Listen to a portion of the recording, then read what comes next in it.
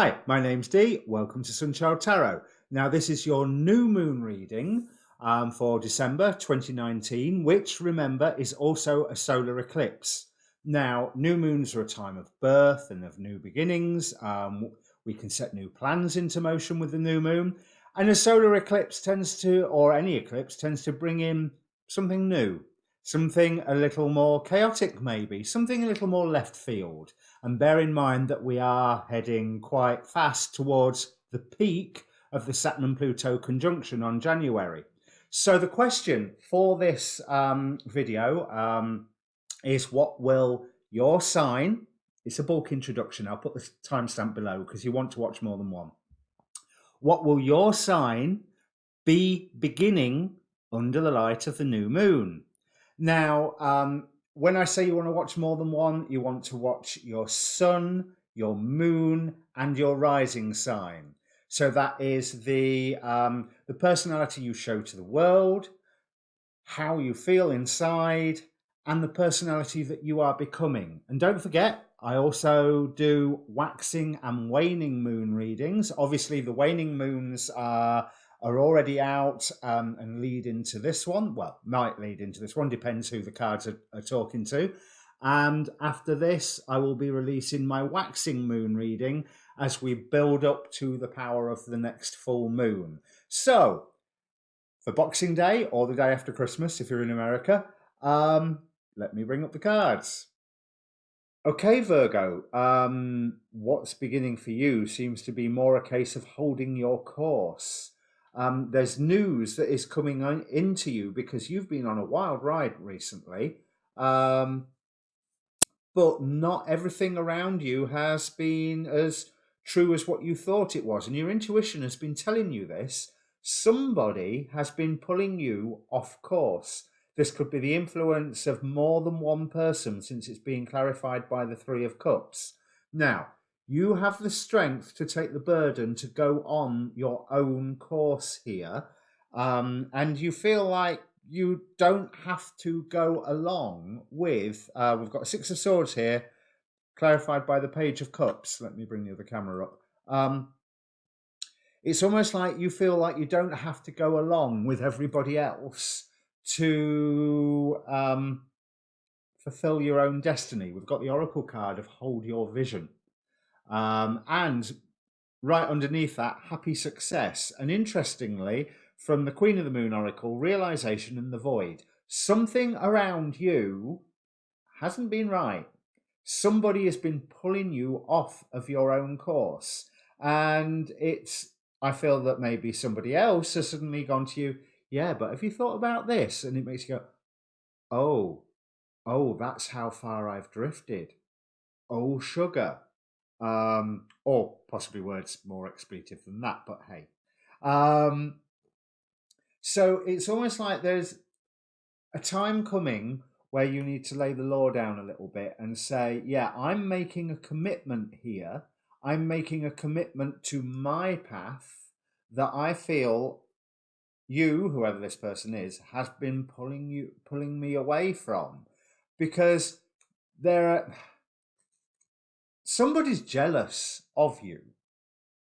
And as I saw on another reading last night, if someone's jealous of you and of something that you're achieving, then it's more, rather than be angry or just stop being jealous, it's for you to turn around and say, hey, look, yeah, I can do this. So can you.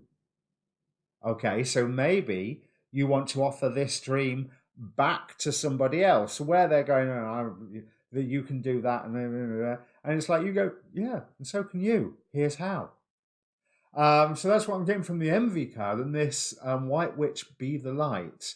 But there is a lot of intuition working here. The moon's very bright with the Hold Your Vision to the Star card here. There is a burden for you to take on board, but you have got more than enough strength to do it. But there is also a storm brewing on the horizon, and therefore it's up to you to actually cut something out and make the commitment for yourself to your own vision. It's almost like you don't want to face the stress of committing to your own vision, because it risks, although you can climb to greater heights, it risks destroying a lot of what's around you. And I would say that that is not a concern. I mean, yes, it does risk destroying what's around you. And what do you lose? What do you lose if there's been somebody who's been pulling you off course in this direction? Because you can actually, Queen of Wands clarified by the Queen of Wands, you can end up in a very, very good and capable position here if you are holding on to your own vision and not allowing somebody else to pull you off of course.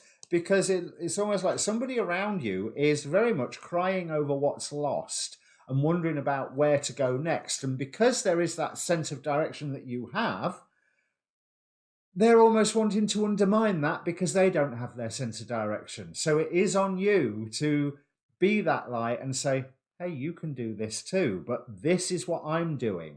Lead by example and make that commitment to yourself. Make that commitment to your path, because there are people around you that will actually either support you or not care one way or another.